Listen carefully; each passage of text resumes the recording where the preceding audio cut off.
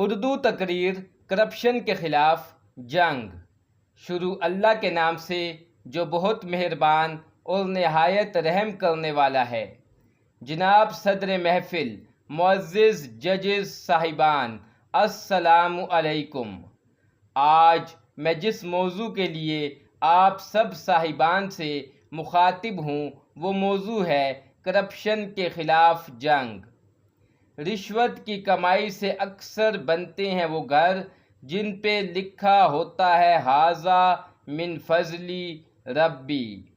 جناب صدر، سب سے پہلے یہ دیکھنا ہے کہ کرپشن یا بدعنوانی کسے کہتے ہیں۔ کرپشن سے مراد اخلاقی بگاڑ، حقدار کا حق مارنا، اپنے حصے سے زیادہ وصول کرنا، اختیارات کا ناجائز فائدہ اٹھانا یا اختیارات کو غلط جگہ استعمال کرنا ہے۔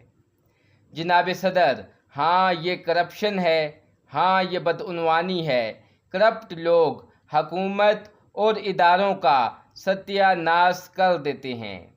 جناب صدر، اساتذہ قوم کی تعمیر و بگاڑ میں اہم کردار ادا کرتے ہیں، اس لیے اساتذہ کو چاہیے کہ وہ بچوں کو رشوت خوری، ناجائز منافع خوری، ناجائز سفارش، جائز اور ناجائز کی تمیز اور اخلاقی بگاڑ سے آگاہ کریں اور انہیں محنت، ایمانداری، میانہ روی، حب الوطنی، جفاکشی، سادگی اور اللہ پر توکل کا درس دیں۔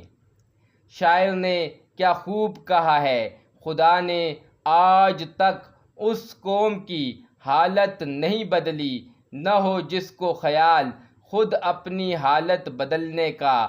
والسلام۔